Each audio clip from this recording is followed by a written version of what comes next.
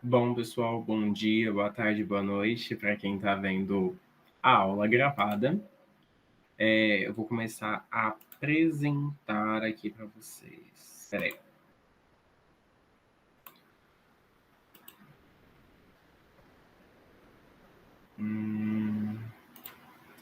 Hoje, então, a gente dá continuidade à nossa aula. A última aula, então, a gente viu sobre a Era Vargas, né? A gente analisou esses 15 anos, então, em que o Vargas governou o Brasil, né? No primeiro momento ali no governo provisório a partir de um golpe, né? No governo constitucional ele é eleito ali, né, pelo Senado, né, pelos deputados, senadores, né, e tal. E num terceiro momento ele dá um novo golpe, né, o golpe do Estado Novo e termina com ele sendo deposto, né. Agora a gente dá uma sucessão, um novo período da história brasileira, né? Um período da história brasileira populista e liberal também, né? Vamos ter alguns presidentes que vão ser liberais e alguns presidentes populistas, e a gente vai ver a extrema dificuldade, na verdade, de alguns presidentes de conseguirem exercer o seu mandato. A gente tem em mente, por exemplo, né, que o Vargas morre em 54 e em 55 o Perón, né, na Argentina, estava sendo deposto ali, né? Então, assim, a gente já vê um início dessa crise do populismo no Brasil, né? O Vargas, então, inaugura essas questões, né, sendo muito amparado pelas questões trabalhistas do país, mas a gente consegue já observar uma queda nisso com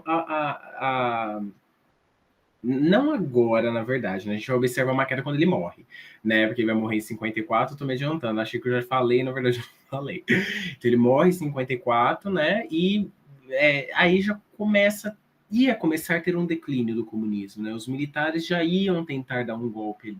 Mas por conta do suicídio, eles não vão conseguir dar o golpe. Mas antes de a gente chegar lá, que eu adiantei, que pensei que eu já falava, na verdade eu não falei. Eu tô com o slide aqui.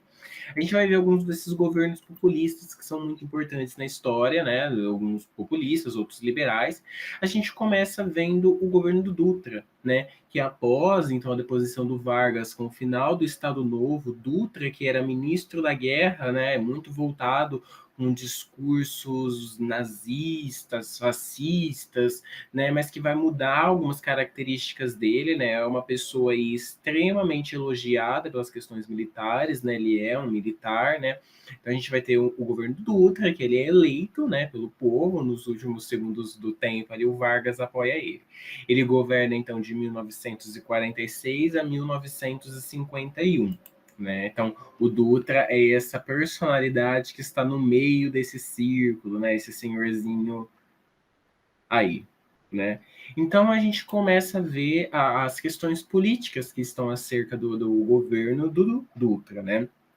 Primeiro, essa grande influência da Guerra Fria ainda se mantém no Brasil de uma maneira muito forte, né? Essa questão dos Estados Unidos também tentar proteger o Brasil das questões comunistas, né? Lembrando que o mundo todo é dividido em questões ideológicas muito fortes, né? Ora as questões de esquerda, ora questões de direita, né?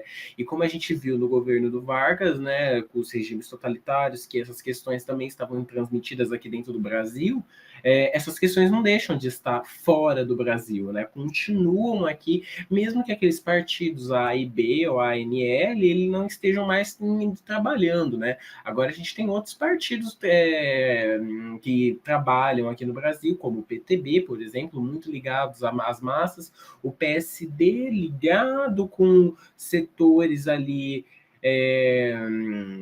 talvez elitistas, né, mas também ligado com um pouquinho dessa massa, dessa classe média, né? E a gente tem a UDN também, né? A UDN que são os antes-varguistas, né? Que odeiam Vargas, querem a abertura desse capital econômico, né? Diminuir essa intervenção do Estado, né? Então tá em todas essas coisas circulando, né? O Brasil, então, o Dutra acaba de ganhar e ele já começa a fazer um alinhamento com os Estados Unidos, né? E isso é importante para a gente entender, né, todas essas questões, né? Tanto que os Estados Unidos têm uma interferência muito grande no Brasil, porque o Brasil está abrindo essa interferência para ele nesse primeiro momento, né? Então ele abre, ele faz o tratado de assistência recíproca, né? Essas questões de não deixar o comunismo circular, comissão, ele faz a comissão mista Brasil e Estados Unidos, né? Na missão ABINC, né? Que é um empresário que vem aqui colocar empresas no Brasil, né? Todas essas questões a gente vê então ele ligado. Só que quando acaba, uma coisa que eu acho que eu tenho que falar para vocês, o Brasil participou da Segunda Guerra, como a gente viu, como os pracinhas, por exemplo, a FAB, a FEB, né, foram lá, lutaram na Itália, né, e tal, né, muito importante para essas questões, só que quando o Brasil sai da guerra, termina a guerra, tem um amparo, obviamente, para todos os países que participaram da guerra, mas o Brasil também não é amparado, né, é importante ressaltar isso, né. O Dutra também propõe um rompimento brusco de relações com o bloco socialista. O que isso significa? Significa, né, que ele não vai negociar nada com a União Soviética, ele não vai negociar nada com a República Popular da China, por exemplo, né, e com qualquer outro país aí que tenha suas inclinações para um lado esquerdo, né? Então ele não tem, nem quer inclinar, ele quer estar do lado dos Estados Unidos, né?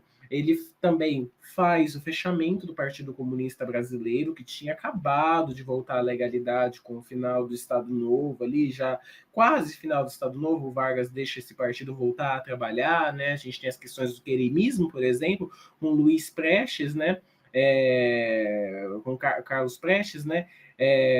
Apoiando, por exemplo, Vargas, né, e tal, que fica Vargas, né, as questões queremistas, né, estão muito voltadas para isso.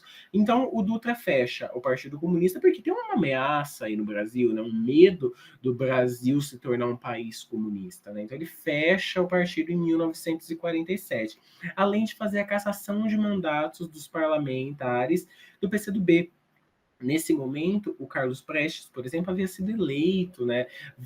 Eles ocuparam, várias pessoas do PCdoB ocuparam bancadas importantes no Brasil, né? Eles estavam adentrando, né? Até porque o Partido Comunista no Brasil, assim como eu já falei para vocês, né? Partidos anarquistas, anarco-sindicalistas, estavam muito ligados com as questões trabalhistas, né? Então, né? Voltados, obviamente, para esses setores, né? Que é a massa do Brasil, eles ganham eleições, né? E são aí depostos, os mandatos são cassados, né?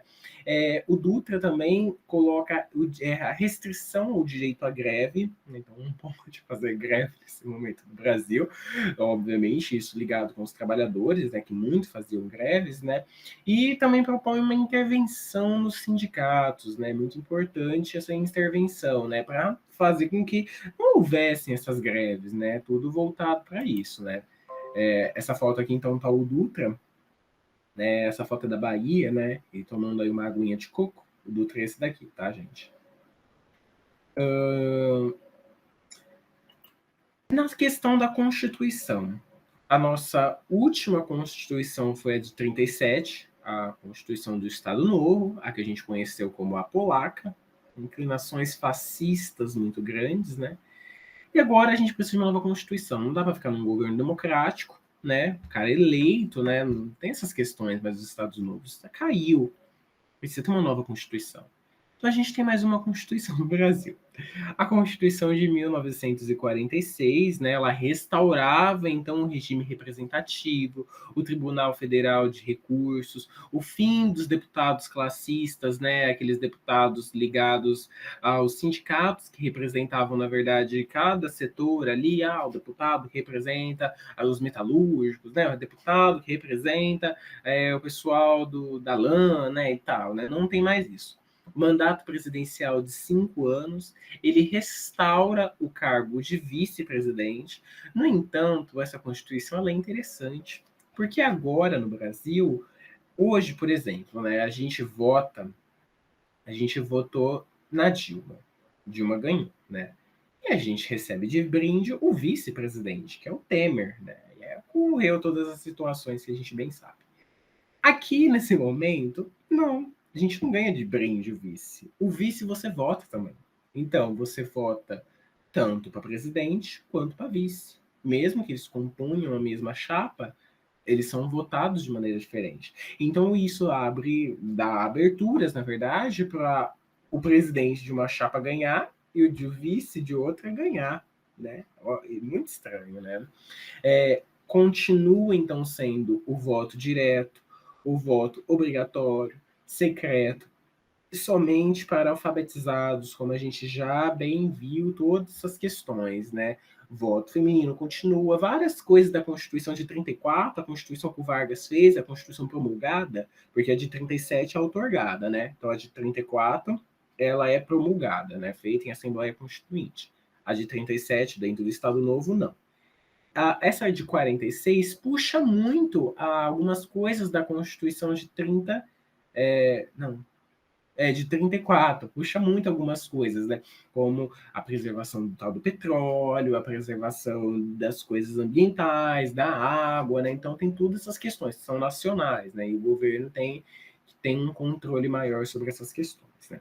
Nas questões econômicas, né, o Dutra resolve então fazer um plano chamado Plano SALT, que é um plano que tinha como objetivo coordenar e priorizar os gastos públicos na área da saúde, né, o S de saúde, o AL de alimentação, o T de transporte e o E de energia, né, falando aí as siglas do que significa SALT, né? Então, saúde, alimentação, transporte, energia.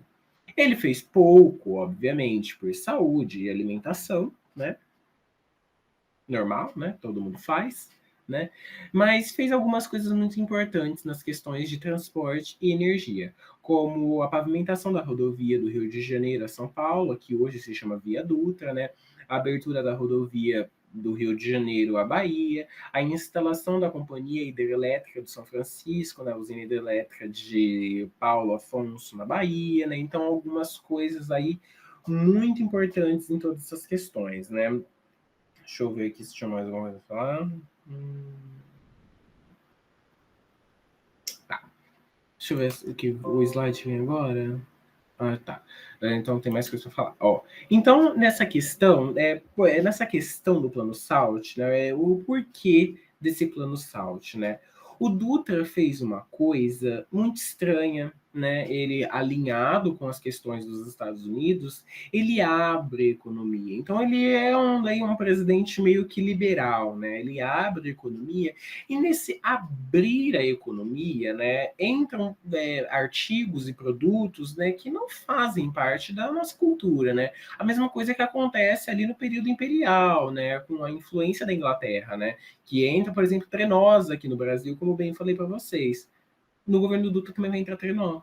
E se anda de trenó, né? Não faz sentido, né? Ninguém vai na praia de trenó, ninguém tá na rua, no asfalto puro, terra vermelha, no trenó, né? Então não tem como, né? Não tem como. Entram-se muitos desses produtos que não fazem parte do cotidiano, são produtos totalmente supérfluos, né? E tal, né? E isso faz com que o Brasil mais compre do que venda. A gente já tem um problema aí, obviamente. O plano SALT tentava reestruturar essas questões políticas dentro do Brasil, né? Não é bem sucedido, na verdade, esse plano, né? Se a gente pensar no plano como um todo, né? Mas se observar pontuais coisas feitas ali, foi um bom plano, né? Dentro de toda essa questão, então, né, a gente vai ter a questão da sucessão presidencial, né, e uma divisão dos partidos, né, como a gente bem sabe, né, não tem uma nova liderança política no primeiro momento, né, o Vargas, que fazia ali, ia se alinhar com o PSD, na verdade, deixa o PSD, porque ele vê essas questões que o Dutra está fazendo, né, o Vargas não concorda com isso, né, ele até demora, por exemplo, quando o Dutra vai ser eleito, né, ele, nos últimos meses ali da eleição do Dutra, que o Vargas vai apoiar ele e o Dutra ganha, né, obviamente por conta disso, né, o Vargas vê ali que ele tem uma adesão populacional, que ele está fazendo, manipulando ainda as massas, né, tá ligado com todas essas questões, né. Então, o Vargas, ele se alinha não com o partido do Dutra, mas com o PTB, né, que estava muito vinculado com o PSD, né, se alinha então com o PTB, contra o candidato da UDN, o mesmo, né, ali que disputou com o Dutra, né, o brigadeiro Eduardo Gomes, né, que mais uma vez perde, né, tadinho, o dó dessas pessoas, né.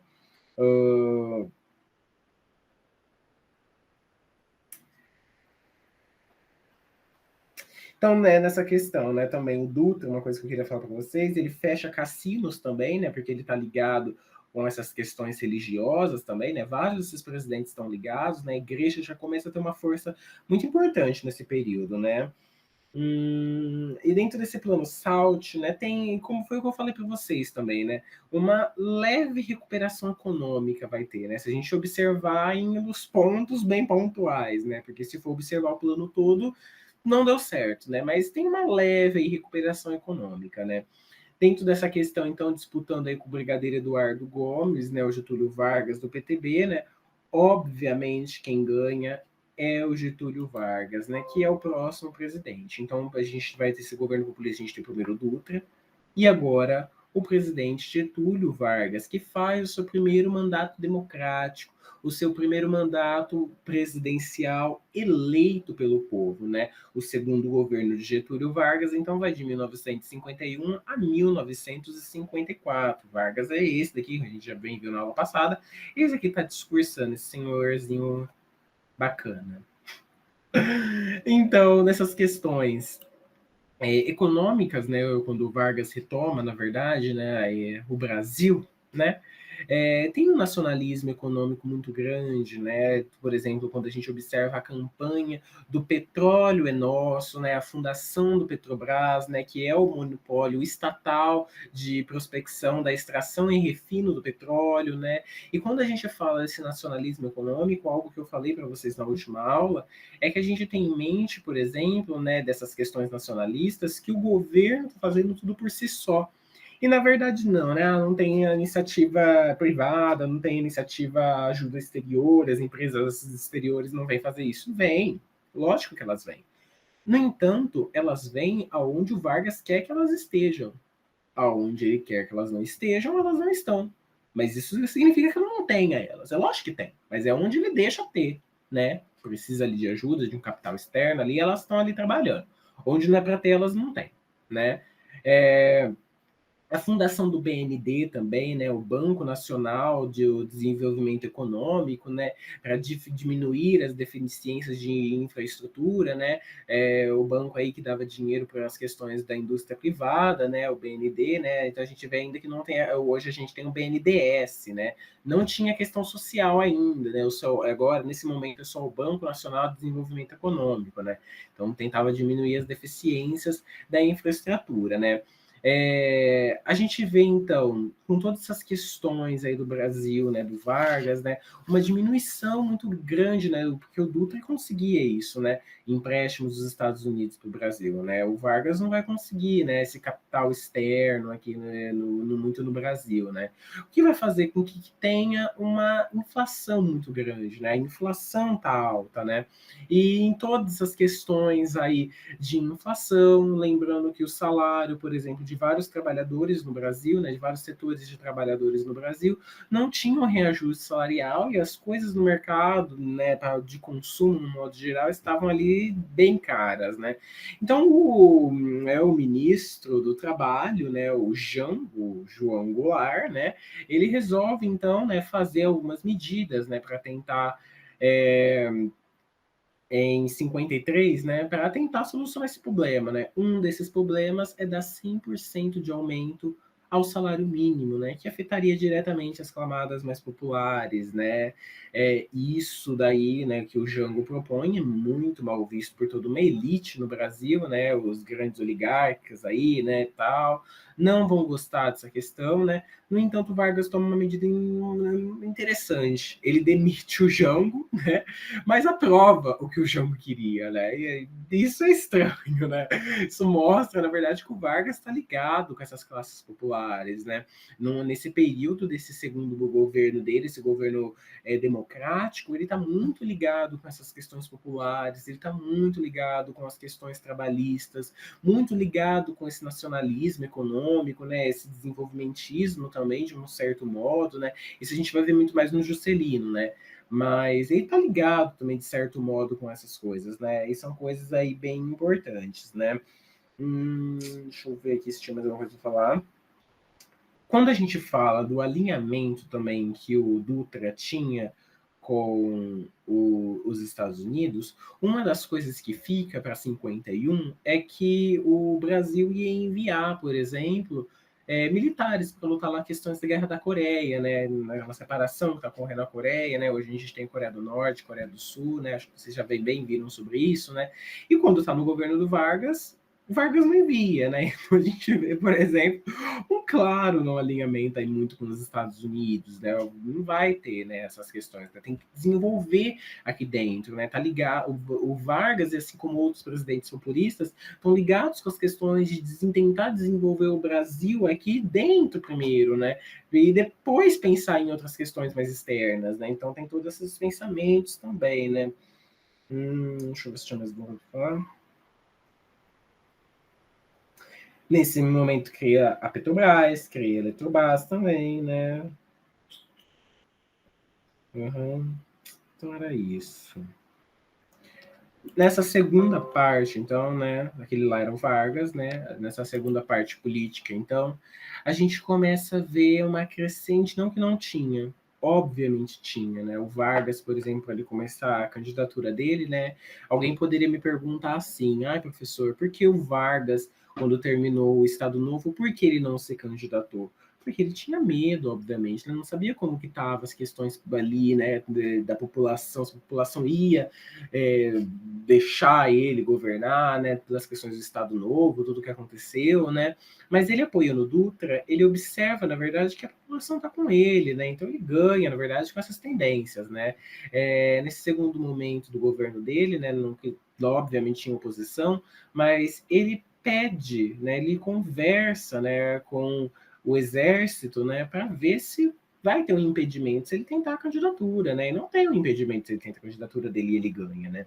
Mas tem um movimento muito grande contra o Vargas, né? Tem uma imprensa aí que se destaca por criticar ele, né? O jornal O Globo, por exemplo, do Roberto Marinho, né? Falava muito mal dele, né? Os jornais do Assis Schattenbauer falava muito mal dele também, né? Nossa, horrores. E principalmente o Carlos Lacerda, que comandava um jornal chamado A Tribuna da Imprensa, né? Então cresce essa oposição do governo de Getúlio Vargas, né? O Carlos Lacerda, que é um jornalista e político da UDN, né? O DN antivarguista, né? Era uma pessoa aí que odiava o Vargas, não queria que o Vargas se elegesse, lembrava de toda a repressão do Estado Novo, né? E por isso não gostava dele, né? Uma oposição sistemática dos setores partidários do liberalismo econômico, né, muito ligado com essas questões a UDN estava, né? Então a gente tem, né, no mês de agosto, né, de 1954, né, que é um mês emblemático para a política brasileira, né, em qualquer âmbito que a gente pense, né, que o mês começa de um jeito e termina do outro. Né? Então, a gente tem no início do mês, no dia 5 de agosto de 1954, o atentado da rua Torneleiros. Eu falei no último áudio Caneleiros, o nome da rua tá errado, gente, é Torneleiros, né? Toneleiros, o nome da rua no Rio de Janeiro, contra o Lacerda, né? Foi visto, na verdade, né, até hoje ninguém sabe se foi o Vargas que mandou matar mesmo o Carlos Lacerda, né, ou se não, mas o fato era que a guarda do Vargas estava ainda muito ligada com essas questões do Estado Novo, né, de ir lá e ver um jornalista que está falando mal do cara que você trabalha, vamos lá ameaçar ele, né, e tal, né. Indo numas dessas ameaçar ele, sem querer, eles matam o major da aeronáutica, que estava ali, o Rubens Vaz, né? Que estavam fazendo a segurança ali do Carlos Lacerda, né? E atira no pé do Lacerda também, né? Os caras fogem, né? E tal, né? Mas tem uma coisa muito grande, né, em cima disso, né? Esse atentado que mata o major, né? O Lacerda cai em cima do Vargas culpa ele no jornal dele, né? Ai, foi o Vargas, ai, o filho dele, o Lutero Vargas, tá ligado com isso, ai, tem que prender, olha, vocês estão vendo, olha que loucura, né? Então ele divulga muito isso no jornal dele. É interessante a gente destacar, né, que vocês devem pensar assim, nossa, né, o Brasil é analfabeto, né? Mas como que essas questões chegavam tão grande à população, né? E a gente sabe, por exemplo, que dentro do jornal, né, quando a gente fala sobre essas questões, né, o jornal não tem só a parte escrita, né, tem a parte das imagens também, né. Muitas vezes as imagens dizem o que a escrita está querendo dizer, né. E outra questão, o jornal do Lacerda tinha uma circulação muito baixa, né, ele vendia muito pouco esse jornal, né. E, no entanto, ele tinha um horário na televisão do Assis Schattenbauer, né, que era um magnata aí, né, o primeiro cara que trouxe a TV para o Brasil, tinha inúmeros jornais, né, que circulavam no país, né, uma loucura. O cara era dono, tinha um monopólio, né. E ele tinha um horário ali, o horário dele era só falar mal do Vargas, né? Então ele tem uma importância muito grande em todo esse cenário, né? O resultado são as investigações que apontaram para o Gregório Fortunato, o chefe da guarda pessoal de Getúlio Vargas, né, como mandante do atentado, né? Então, nesse momento, tem essa crise enorme. Tá acontecendo a CPI do Última Hora, que era um jornal de um amigo do Vargas, né, o Samuel Weiner, né, que era um jornal que atendia a defender o Getúlio Vargas. Né, então, tem toda uma questão, o Vargas está dando dinheiro para esse jornal, aí tem toda uma CPI, como tem a CPI hoje em dia da Covid, né, está tentando investigar os problemas do nosso presidente, né, problemático atual, né? E na época também teve essa CPI da última hora para averiguar se o Vargas tinha dado dinheiro mesmo, né? E aí vê que o Vargas não tinha dado dinheiro, né? Que ele tinha pegado um empréstimo com o Banco do Brasil, né? E tal, né? Todas essas questões, né? O vice-presidente do Vargas, o Café Filho, rompe com ele, então, né? Rompe relações aí com ele nesse mês de agosto, né? O Vargas, no primeiro momento, ele vendo toda essa situação política que estava muito tensa, a imprensa caindo em cima dele, né? Ele não estava vendo essa adesão populacional no momento, né? E tal, né? Ele tenta, então, resolver esse problema da seguinte forma, né? Ele tenta propor, então, que ele fique afastado, na verdade, por algum certo tempo, né? E depois ele volta e conclui o mandato dele, né? No entanto, o exército, principalmente a aeronáutica, da onde o Rubem Vaz era, né? Não aceita isso. Então, no dia 24 de agosto de 1954, Vargas acorda de pijaminha, recebe uma ligação e fala que não aceitam isso, né? Que eles aceitam, que eles querem a renúncia do Vargas, né? É interessante a gente observar, né, que eles trabalhavam ali no Rio de Janeiro, né? Rio de Janeiro era a sede do Brasil até então, né? Capital do país, né? O Palácio do Catete era onde trabalhavam os presidentes, né? Vargas trabalhou lá, né? Desde a República Oligárquica, né? E tal. E ali estava se montando um cerco fechado, na verdade, né, contra o Getúlio Vargas, para depor ele, na verdade, né, os caras iam depor ele de qualquer jeito, né. Então, a gente tem um dia trágico, né, nesse dia, no dia 24 de agosto de 1950, de 1954, o Vargas se suicida. Ele se suicida, Tancredo Neves, que estava lá, foi ver ele, filha dele, Alzira Vargas, vai lá ver ele, e ele tinha se matado, né? Ele deixa a fatídica frase, né? A fatídica carta, na verdade, né? Testamento ali, que é muito forte aquela carta, que foi lida pelos rádios no Brasil, né? Foi posta ali, publicada pelo jornal A Última Hora, na inteira, né? Quando a população vê isso, a população se rebela. A população se rebela mesmo, né? O Vargas ia ser levado para São Borja, no Rio Grande do Sul, onde ele nasceu, né? Não nasceu ali diretamente, né? Nasceu numa região ali do lado de São Borja, né? Mas é São Borja, o pessoal considera, né? E do caminho do Palácio do Catete, né? Ali, né? Até o aeroporto, uma adesão populacional muito grande, muito grande. Pra vocês terem assim, uma coisa assim na cabeça, teve uma mulher que morreu ao ver o Vargas ali morto. Ela morreu, ela morreu. Tentaram ali, não sei quantas pessoas desmaiaram, não sei quantas pessoas passaram mal. Aquelas pessoas ali, e as pessoas viram a morte do Vargas e viram que havia um culpado pelo suicídio dele. O cara deixa aquela carta de testamento do serenamente, primeiro passo para a história, os caras aqui que me apunhalaram, né? Eu dei tanto de mim, né? Fala essas coisas na carta dele, né? As pessoas vão lá e depedram o jornal o Globo, jogam o carro do Globo no chão, entram no jornal, quebram tudo, entram na tribuna da imprensa, quebram o jornal inteiro, quebram a sede do jornal. Naquela semana, não sei se lembra se foi na semana ou no dia, eu acho que foi só no dia. Acho que foi uns 2 dias, alguma coisa assim. O jornal, a Tribuna da Imprensa, não conseguiu ser publicado, não conseguiu circular, porque as pessoas não deixavam esse jornal circular, tão forte que era, né? Então a gente vê o que eu falei para vocês no começo da aula, um início de um pré-golpe que não dá certo justamente por conta dessa questão do Vargas. O Vargas se suicidou. E agora esse populismo no Brasil tem uma ascendência muito grande, né? Os presidentes estão aí se manifestando de uma maneira muito interessante, né? Como a gente vai observar no próximo slide. Com o Getúlio Vargas morto, a gente vai ter o governo do Café Filho, que é o vice do Vargas que fica contra ele, né? O Café Filho é essa figura que o círculo está segurando, que está aí assinando, né? Aquele garotinho negro olhando para ele, Café Filho, né? O governo dele é um governo curto, mas também tem a sua importância, né, nessas questões, né? Vai de 1954 até 1955, né?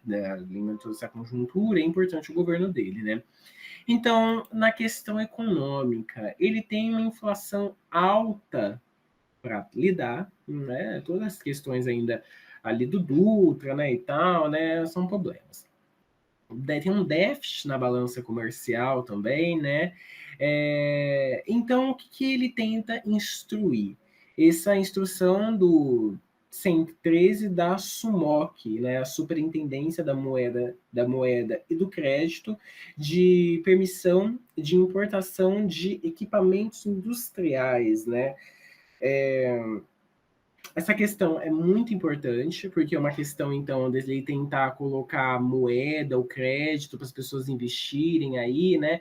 E essa importação dos equipamentos industriais para voltar essa industrialização no Brasil, até nas questões de emprego, né? Para tentar sanar todos os problemas que estão aí se sucedendo, né? Nessa questão econômica. Já na questão política, né? Estavam marcadas, então, as eleições presidenciais para 1955, né? Nessa questão, então, a gente tem o Juscelino Kubitschek, que se candidata para ser presidente, e a gente tem o João Goulart, que era de uma outra, de outra chapa, que acaba ganhando para vice-presidente, né? Então a vitória do Juscelino e a vitória do João Goulart, né? Um do PSD e um do PDT. No entanto, eles estão ali meio que alinhados, né? Porque os partidos deles são ali associados, né? No entanto, a gente tem uma crise política, né? Porque o Café Filho ele se afasta da presidência, né? Por um problema de saúde que ele tem, né? Nesse momento, então, né, tinha sido a posse ainda do Juscelino, né?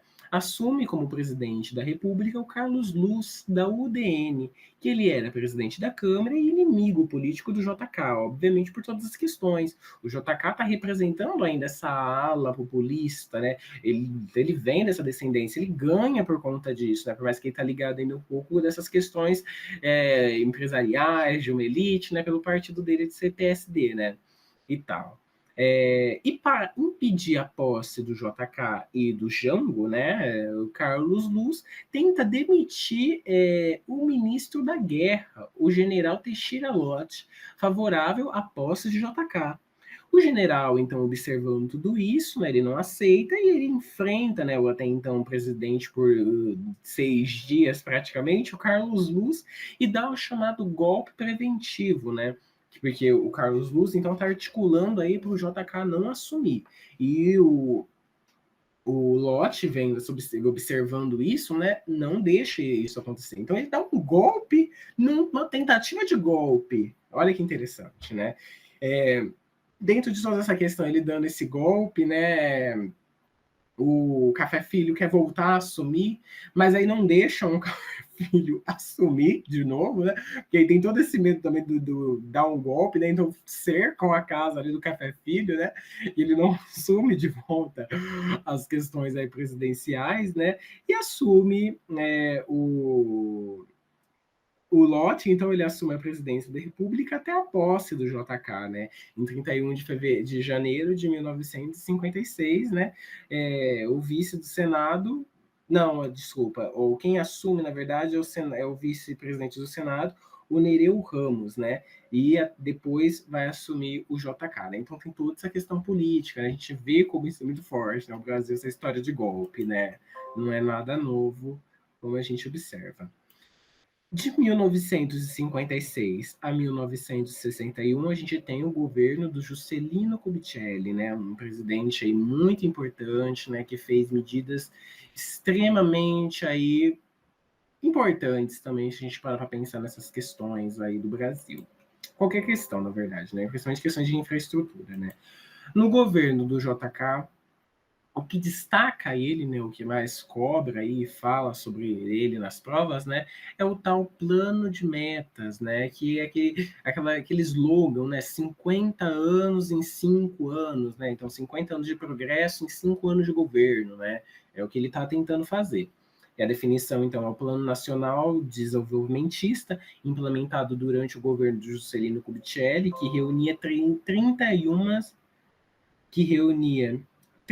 metas distribuídas em 5 grupos, né? Então, esses cinco grupos são os mais importantes, né? Que é a questão de energia, a questão dos transportes, a alimentação, indústria de base e a tal famosa construção de Brasília, né? Que é ele que constrói, né? Até então, né, se alguém não tinha se ligado nisso, a capital do Brasil era o Rio de Janeiro. E a capital do Brasil vai mudar agora para Brasília, no centro do Brasil, no coração do Brasil, né? E tal. Aqui eu vou falar de algumas coisas, então, que são importantes para a gente entender toda essa conjuntura desse nacional desenvolvimentista e o que ele pensava com essa questão do nacional desenvolvimentismo. O que ele está querendo atrair. E é um projeto, na verdade, que vai gerar umas consequências muito, muito drásticas, né? Então, a gente tem... deixa eu só abrir aqui no governo dele. Ah, tá. Antes, então, da gente começar, deixa eu falar disso. O JK, uma coisa que eu não falei... O Café Filho também. O Café Filho ele tem uma aproximação com a UDN. Por isso é possível toda aquela articulação também. Por isso um medo de impedir. Por isso ficam em volta da casinha do Café Filho para não tomar posse, né? Então não está ligado a essas questões, porque ele tem um alinhamento aí com com a UDN. O Juscelino, então, toda essa questão, né, uma questão política muito tensa, né, tinha gente aí impedindo ele de governar, né, ele busca, então, uma coalizão política, né, entre todos esses partidos, né, principalmente a UDN também, né, lógico, né, os menos radicais da UDN, né, ele está tentando ali dialogar, né, tem uma resistência ali da aeronáutica, né, para aceitar ele, né, mas logo ele dialoga, então, com todos esses setores, né, e tenta fazer um governo, na verdade, voltado para as questões nacional desenvolvimentista, tá? Então, esse plano de metas, né, a gente observa, por exemplo, a expansão industrial, né? Um aumento da indústria naval no Brasil, um aumento da indústria de base no Brasil, né? O aumento do preço do aço, né? Mais a indústria automobilística.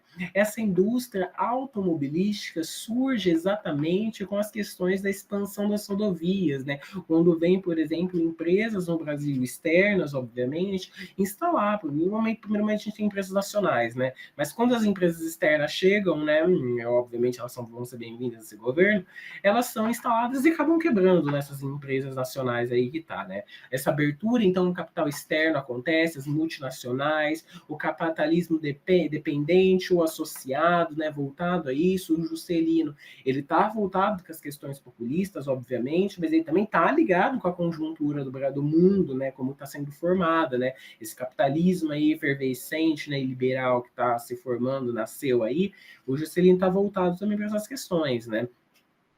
O setor da energia cresce também, né? A gente tem a hidrelétrica de Furnas, em Minas Gerais, né? Essas grandes inaugurações. A hidrelétrica de Três Marias, em Minas Gerais, também, né? A expansão das rodovias é muito grande por conta das questões das multinacionais, por conta das questões das indústrias automobilísticas, né? Então, a rodovia Belém-Brasília, a rodovia Brasília-Acre, a rodovia Regis Bittencourt Sul-Sudeste, a rodovia Fernão Dias, São Paulo, Belo Horizonte, né? Então, são questões aí muito importantes que estão voltadas a tudo isso, né? Brasil, a gente não vai falar nada, para que eu chegar lá. Então, a gente também tem a Sudene, que é a Superintendência para o Desenvolvimento do Nordeste, né, que os objetivos eram diminuir os efeitos da seca e promover as implementações de indústrias na região, né, muito importante, além da construção de Brasília, de 1960, né, essa meta-síntese, né, o símbolo da modernidade e integração nacional.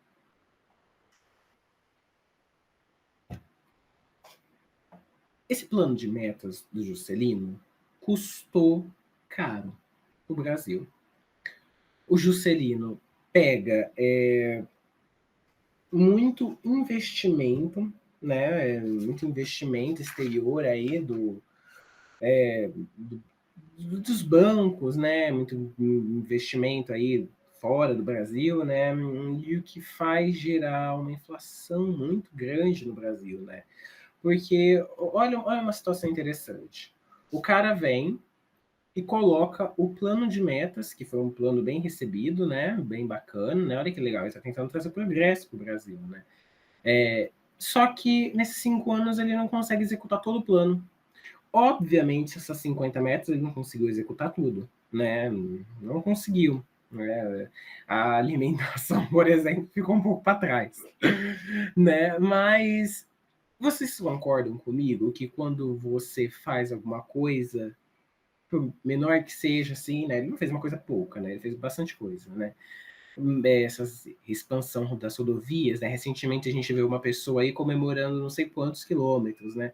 Juscelino aí fez mais de 60 mil quilômetros de rodovia, né? Importante ressaltar isso, né?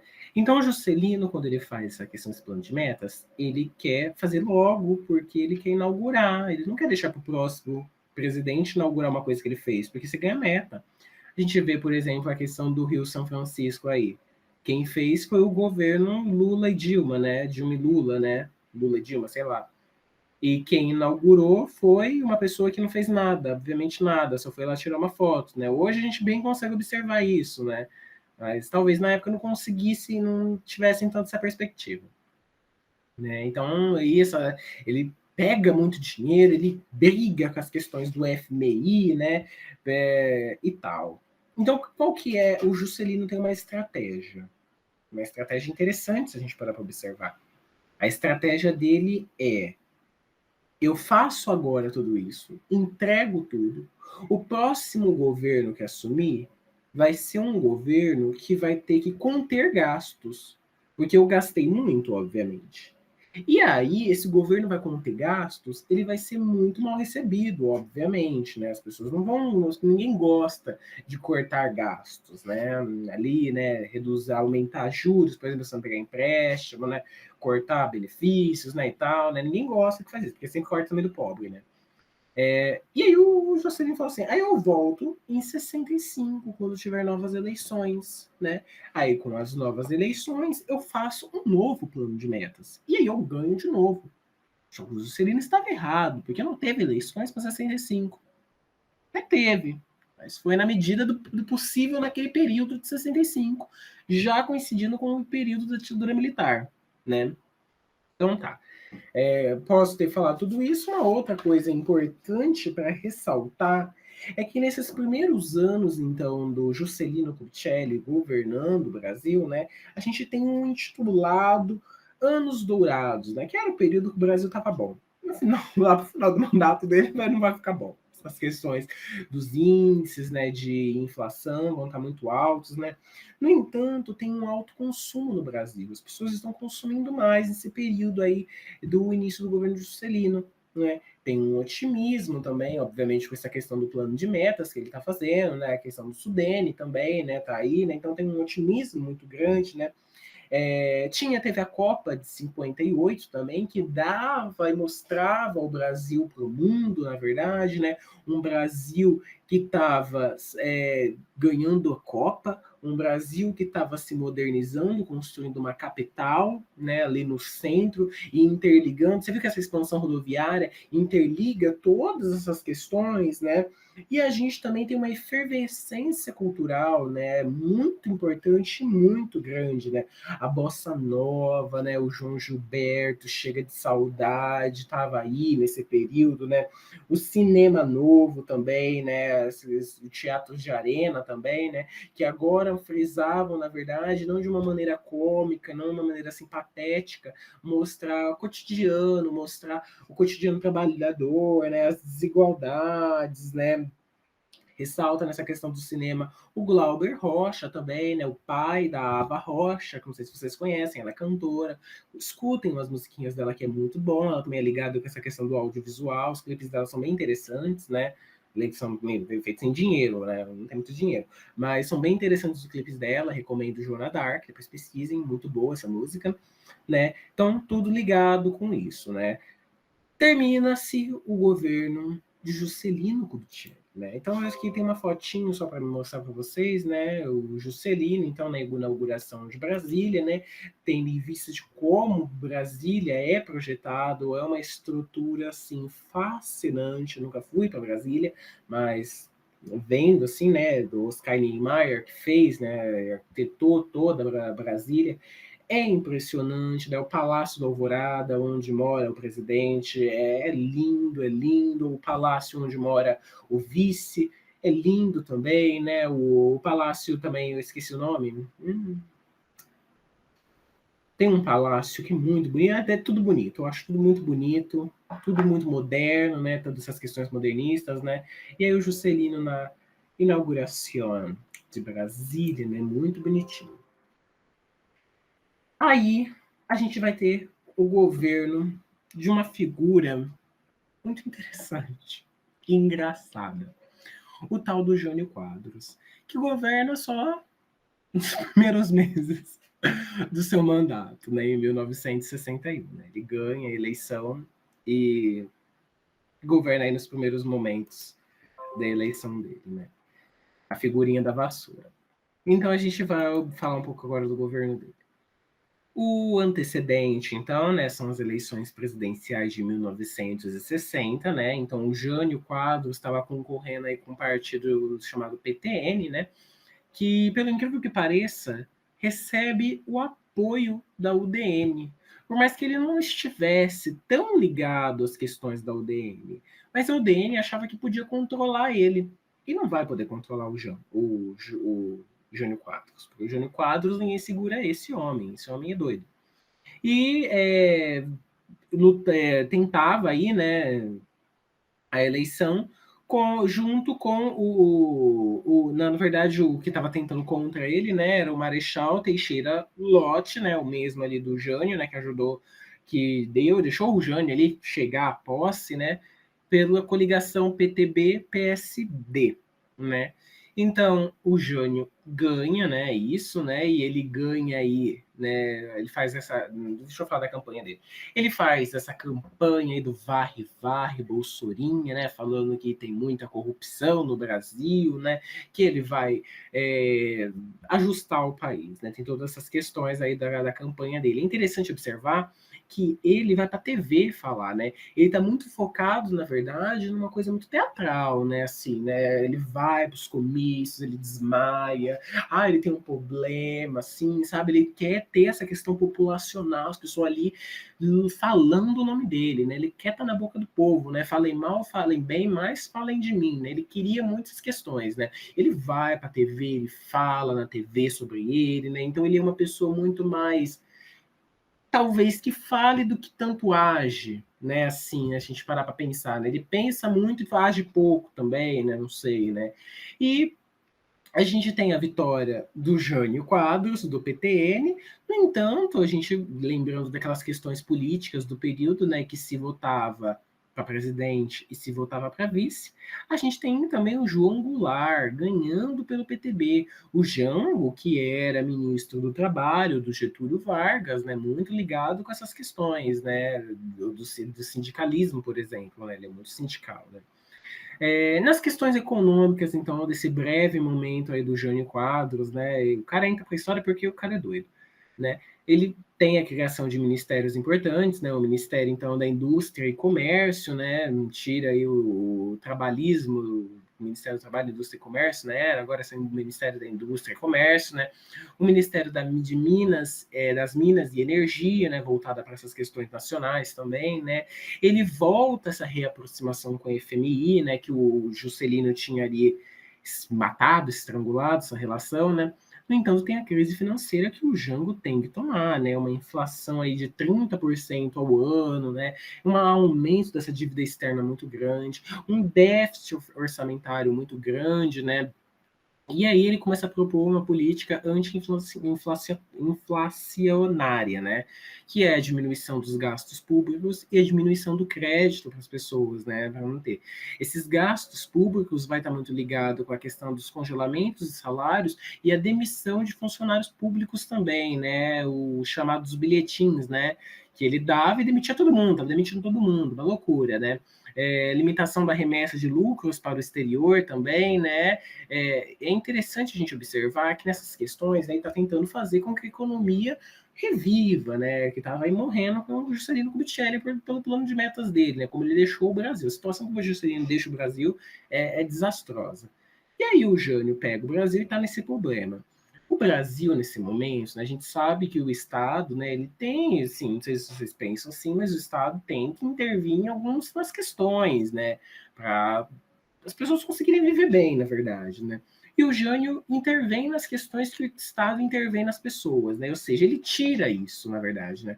O Estado, por exemplo, pagava uma parte, por exemplo, do petróleo, uma parte, por exemplo, do trigo que entrava no país, né? E isso vai fazer com que qualquer produto que seja derivado dessas duas coisas, né? Porque o governo para de pagar o que pagava, né? De ajudar para os produtos não chegarem tão caros aqui no Brasil, e os produtos chegaram, porque o Jânio parou de investir nesses produtos, chegavam assim, um absurdo, né? Um absurdo, as pessoas mal conseguiam comprar esses artigos, né? Então, assim, uma questão econômica, uma crise muito grande, né? Essa desvalorização da moeda, né? É um fracasso e uma crise econômica muito grande começa no Brasil, no governo do Jânio, né? Deixa eu ver se tinha alguma coisa para falar aqui.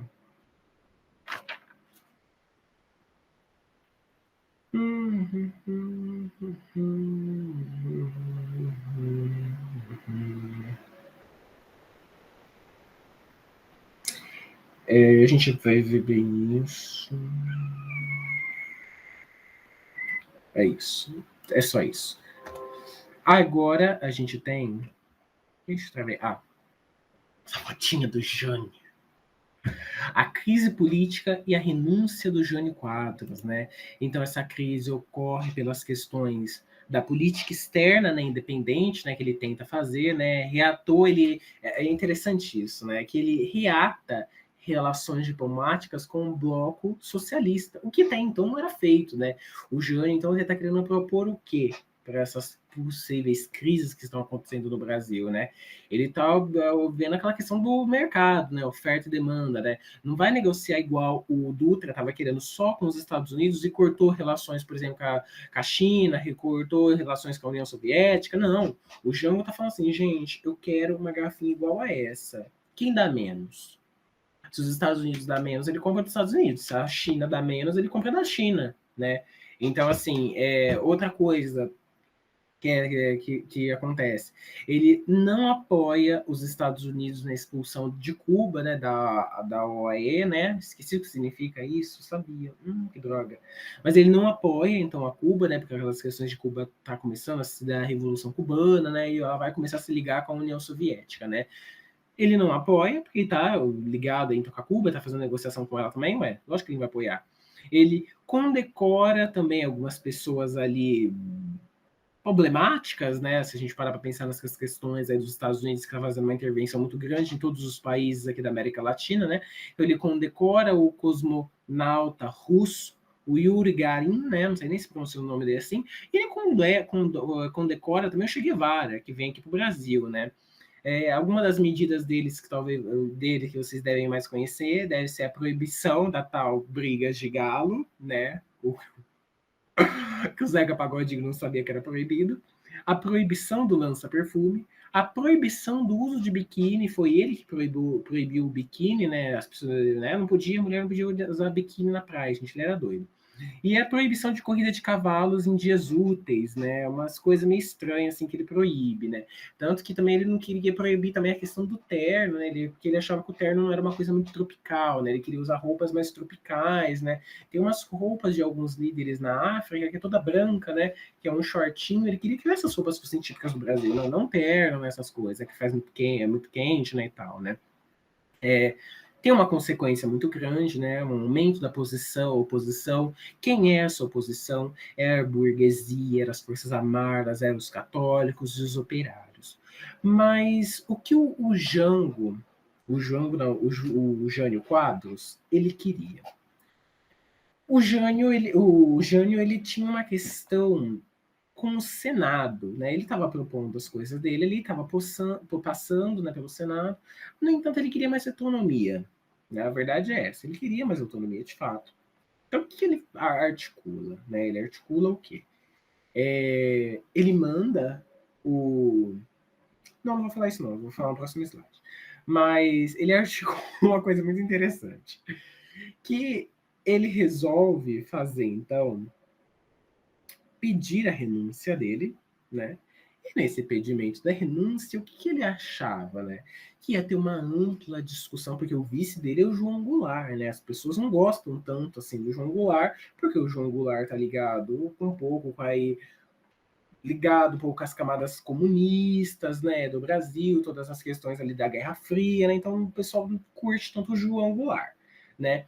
Então, o que ele estava em mente? Né? Então, eu vou fazer uma renúncia, e aí o Senado vai ficar ali meses discutindo a renúncia, e aí, quando eles pedirem para mim voltar, eu vou voltar e eu vou falar assim: olha, eu volto com uma condição, eu quero menos poderes para vocês. No entanto, quando ele fala da renúncia dele, os senadores vão falar assim: ah, o Jânio pediu a renúncia? Que triste. Concedida, Jânio. E aí tá pronta a renúncia dele. Né? Não teve ninguém saindo na rua pedindo, fica, Jânio, né? Não teve isso. Então a renúncia dele acontece, né? Porque, bobo, né? Pediu a renúncia em 25 de agosto de 1961. Nessa questão, a gente vai ter o vice dele assumindo, o João Goulart, que assume de 1961 a 1964. Né? O João Goulart, que havia sido, então, ministro do Vargas nas questões trabalhistas, recebia diversos trabalhadores nos hotéis que ele ficava, pelas cidades que ele ia, né? Conversava, via o que aqueles trabalhadores precisavam, né? Ele estava atento, ligado com essas questões do sindicalismo, né? Os sindicatos, alguns trabalhadores gostavam muito do Jango, gostavam muito, muito dele, né?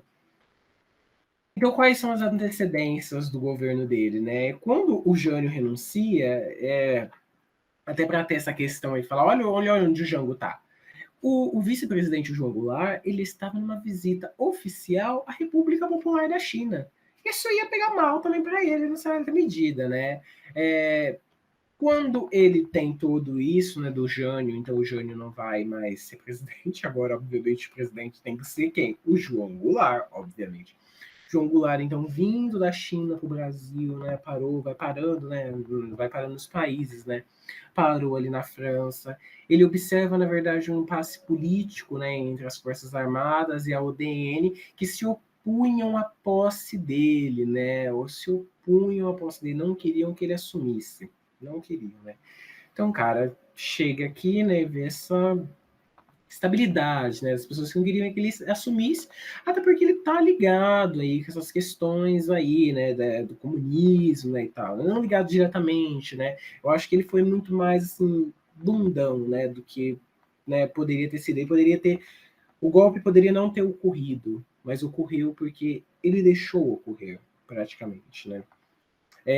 Nessa questão tem toda uma campanha de legalidade para o João assumir, né?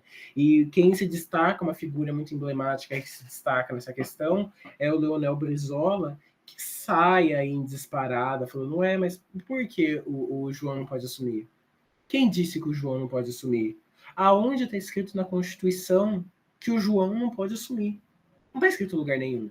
O Leonel Brizola estava falando que o João tinha que assumir, que ele ia assumir, que os trabalhadores iam marchar até Brasília. Olha que interessante, né?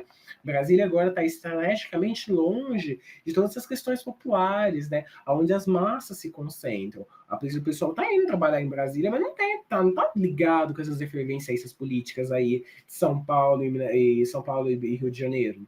Tá ligado, né? Fervo tá ali, né? Essa capital populosa, cheia de gente, né? E tal. Então começa uma campanha de legalidade muito grande para o João, né? E aí, né, ali vendo quais são as características disso, né? Nisso a gente tem uma emenda constitucional de 1961, né? Que propunha o quê? Pro João, tudo bem, o João assume. Quem propôs isso? Quem foi mesmo? Foi o Tancredo Neves, que propõe isso. Deixa eu beber uma água. Quem propõe isso foi o Tancredo Neves, né? Que propõe, então, essa questão do parlamentarismo, né? De volta no Brasil. Ah, lembra toda aquela questão do parlamentarismo às avessas do Dom Pedro II, né? Eu sei. Mas não volta essa questão do parlamentarismo. Só que, no entanto, essa questão tem um problema muito grande. Porque em menos de um ano aí, 2 anos, são 3 primeiros-ministros que vão estar no Brasil que vão trabalhar ali com o Jango. Não dá certo. Você tá vendo a instabilidade, tá vendo que tem algo que não tá saindo aí da maneira que deveria ser, né? Então, acontece um plebiscito em 1963, né, que pede aí para a população votar. O que a população quer? A população quer presidencialismo ou parlamentarismo? Obviamente, a massa vai querer o quê? Presidencialismo. Eles querem que o Jango governe, né? Querem, né? O Jango vai ter, então, poderes limitados aí nessa questão presidencialista, né? Porque com o parlamentarismo ele não tem que dividir aí com o primeiro-ministro. Vai ser vários aí, vão ser 3. Não tá dando certo isso. O Jango, então, tem uma questão muito grande ainda, uma questão que não foi resolvida do governo, o breve momento, na verdade, não é nem chama de governo, do Jânio Quadros, que é a questão da crise financeira. A inflação está altíssima. Está todo mês somando juros sobre juros, sobre juros, sobre juros, sobre juros. Não está tendo um crescimento econômico no Brasil. Então, o João, observando tudo isso, ele resolve fazer o plano trienal, que é um plano para pensar, então, nessas 3 primeiras fases, né, 3 medidas aí. Uma primeira medida vai ser as medidas austeras, né, que eu já falei para vocês, né, que é cortar gastos, né, mais reformas de base e mais retomar a retomada do crescimento no Brasil. Então, são essas medidas: corte de gastos públicos, corte de subsídios para importação, aumento de impostos, olha que interessante, aumento de impostos para ricos, reforma agrária, né? O resultado de todas essas questões é um aumento da oposição, porque esse plano ele é bem aceito pela imprensa. No entanto, na hora que vai executar ele, fala de reforma agrária para a elite brasileira, que ainda está ligada com os grandes latifúndios, que está ganhando dinheiro, fala isso para ela. Vou fazer uma reforma agrária, a terra que você tem ali, eu vou dar para o pobre plantar. Obviamente, essa reforma agrária é importante, gente. É importante quando a gente fala de uma questão de reforma agrária, até hoje em dia no Brasil, porque é muito mal distribuído as terras do país. É muito mal distribuído. A gente tem muito acesso de terra para pouca gente e muita gente sem acesso à terra. Se toda pessoa ali, né? Pessoa, não é todo mundo, obviamente, né? Mas se as pessoas que estão dispostas a trabalhar com terra de verdade, porque a maioria das terras que a gente tem no Brasil não é terra que está produzindo, é terra que está ali improdutiva, terra que está ali para gerando especulação imobiliária. Já falei muitas vezes sobre isso. Na aula que a gente deu sobre com o Barak, que deu com o Nick, né? Falou também sobre essas questões, né? Reforma agrária é importante, não é coisa comunista, é uma coisa importante, só que, no entanto, para as questões capitalistas do momento, né, para a questão ali do grande latifundiário que quer ganhar dinheiro pisando em cima dos pobres, né, não é interessante para ele. Mas reforma agrária é. A China tinha feito uma reforma agrária. Estava dando certo ali. O João foi lá ver isso, a reforma agrária deles. Olha que legal. Ele viu a reforma agrária chinesa que estava acontecendo. Mas não deu certo. Né? Então, né, tem uma grande oposição dos setores conservadores, né, o que denota um fracasso, porque ele começa, então ele passa essas medidas austeras, né, e tenta colocar essas medidas de base. Só que, no entanto, ele não tá, o João ele não está alinhado com ninguém. Ele não está alinhado com os setores de esquerda, porque observando isso, várias pessoas dos setores setores trabalhistas, setores industriais, vão deixar de apoiar o cara. O PCB, por exemplo, para de apoiar ele também. O Leonel Brizola, do Rio de Janeiro, importantíssimo governador, eu acho que é o governador mais importante ali do Rio de Janeiro, para de apoiar o cara também. O cara podia ter se sacado, podia ter ficado, talvez, do Leonel Brizola, né, e tal, né? O cara, né, tinha força popular para isso, né? Não ficou. Uma oposição, então, se cria aí muito forte no governo do João. A gente vai ter uma crise política muito grande que vai culminar com o tal golpe militar.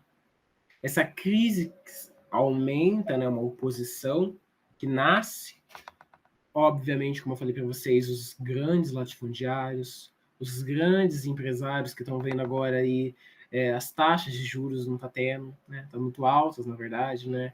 A igreja, a ala mais conservadora, a igreja sempre ligada com essas coisas, né? Os militares também, e a classe média também, fica muito contra o João. Nessa questão, então, a gente tem a Marcha com Deus pela Liberdade, Marcha da Família com Deus pela Liberdade, que acontece no dia 19 de março em São Paulo, e antes a gente tinha tido uma movimentação também na Central do Brasil, né? Mas essa Marcha da Família com Deus pela Liberdade é uma marcha importante, porque... Deixa eu beber outra água. Porque ela é um movimento que acontece ligado com os setores de direita. Isso nunca tinha acontecido no Brasil até o momento. Um movimento que levasse e levou cerca de 500 mil pessoas à rua, né, ali para protestar contra o governo do Jango, né, falar contra o comunismo dele, né, que ele era comunista, falar contra, que ele é do diabo, porque ele é comunista, né, os crentes, aí os católicos doidos, saiu tudo na rua defendendo isso. Né? E é um movimento importante porque é o primeiro movimento de direita, então a direita vê que tem isso. Os militares observam essa marcha, né, que é uma marcha importante, obviamente, para as questões que eles estão defendendo ali do período. Né? Observa tudo isso e fala, olha, o pessoal está insatisfeito com o João, pode dar um golpe. Óbvio que eles observam isso, né? Então essa marcha é organizada pela Associação das Senhoras Católicas, né? Organizada aí por eles, né? E aí a gente tem o golpe militar. Deixa eu ver. O golpe militar de 1964, no dia 31 de 3 de 64, o Jânio cai. O Jango cai. Ele podia ter lutado contra? Podia. No entanto, ele tinha um pensamento muito interessante até, né? Ele não queria derramamento de sangue, né? Ele não queria uma guerra civil no Brasil, porque era isso que ia acontecer praticamente, né? Se talvez no início do governo dele ele tivesse ali feito, porque o Leonel Brizola queria o quê? João, não querem deixar você fazer a reforma agrária? Faz a reforma agrária. Não importa o que estão falando com você. Faça a reforma agrária. Ponha ela à força, né? Então é talvez um nascimento de talvez um novo ditador, né? E o Jango não estava ligado com isso. Não queria isso. Né? Não queria um derramamento de sangue. Porque quando a gente entra num conflito, a gente sabe o dia que a gente entra. Mas não sabe o dia que a gente termina. Né? Então ele não queria isso. Podia, né? É interessante ver que essa articulação do golpe, o Partido Comunista no Brasil, não, né, que estava também ligado, tinha aí pessoas que poderiam não deixar o golpe ocorrer, não se manifesta, não faz nada, os sindicalistas também não fazem nada e deixam o golpe acontecer. A gente observa, então, nessa conjuntura, a crise do populismo que está acontecendo. O populismo já não está sendo mais bem aceito aqui na América, né? Era para ter acabado lá com Vargas, mas não acabou porque o cara morreu, se suicidou. As pessoas estavam com ele, né? No tal movimento querenimismo. Não, no movimento querenimismo não. Quando o Vargas morre, a gente vê as pessoas ali, né, em torno dele, né, e tal, muito ligadas com ele. Aqui a gente já tem a Marcha pela Família, que é contra o Jango. Então os militares já observam um outro cenário, né? Tem outra coisa acontecendo agora no Brasil, né? A conjuntura da Guerra Fria também é muito importante, né? Porque a gente ainda tem essa distinção muito grande, né?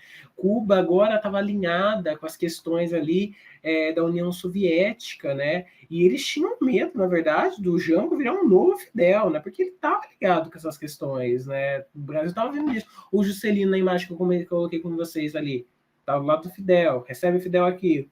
O Jânio recebe o Fidel e condecora ele. O jogo ia ser a mesma coisa, talvez. Não sabe, não sabe. Isso é especulação, gente. Isso é especulação. Pensamento da época. Talvez aqui virasse uma nova Cuba. E se virasse, talvez seria melhor do que virou. Né? Não sei. Morreu gente em Cuba também, né? As pessoas sabem. As pessoas não divulgam isso. Mas também morreu em Cuba, né? Que ocorreu lá. Né? E a gente tem essa questão da direita conservadora versus a esquerda reformista. Uma coisa que eu acho importante citar para vocês, né, é que o golpe militar ele ocorreu então com o apoio dessa família de Deus aí, ai Deus, o apoio à ditadura militar. Ocorreu por conta disso. Tem uma coisa que as pessoas não gostam que fale, mas aconteceu. Muitos jornais da imprensa apoiaram a ditadura militar, jornais como o Globo, os jornal do Lacerda, vários jornalistas apoiaram a ditadura militar. E vários deles sofreram drasticamente depois com o ato institucional número 5, por exemplo, né, sofreram drasticamente com a censura, né, com a tortura do, do da ditadura militar. Né? Então sofreram aí muito. Né? Então, cabe ressaltar isso, que os jornalistas apoiaram também o golpe militar, né? Hoje, por exemplo, a Globo, por exemplo, se manifesta contra isso e vê o erro, o grande erro que ela fez, né, ao apoiar a ditadura militar. Mas apoiou, né? Então, a gente tem aí jornalistas apoiando, jornalistas sendo censores, né? É bem interessante. Tem uma historiadora que fala sobre isso. O nome dela é Beatriz Kirsch, uma coisa assim. Ela faz uma pesquisa sobre jornalistas colaboracionistas na ditadura militar. Colaboraram com a ditadura militar. Muito interessante a pesquisa dela. Então, na próxima aula, a gente começa a ver a instauração de um novo momento no governo do Brasil. A ditadura militar. Que no momento tinha data para acabar, mas não acaba. No momento tinha eleição, mas não tem eleição. E a ditadura militar. Porque por mais que está acontecendo eleições, como que está acontecendo essas eleições? Um caçamento de mandatos, né? Então tá ligado com isso. Então é uma ditadura, porque tem gente morrendo, tem tortura acontecendo, tem gente sendo perseguida política, e não é porque está tendo eleição que está tendo democracia. Porque democracia não é eleição. Democracia está ligada à cidadania. Então, se não tem cidadania, se os seus direitos políticos não são assegurados, se o Estado não intervém, não faz nada disso, que tem que fazer, que é o dever dele, né? Você não tem uma democracia, você tem uma ditadura. E por isso, de 64, né, começa, então, a ditadura no Brasil, que a gente vai ver na próxima aula, né? E é isso. Bom, gente, era isso que eu tinha para hoje. Espero que tenham gostado da aula, ficado claro as coisas que eu tinha para falar. E é isso. Então, próxima aula, ditadura militar. Qualquer dúvida, então, só me chamar no WhatsApp. Tchau, tchau, pessoal.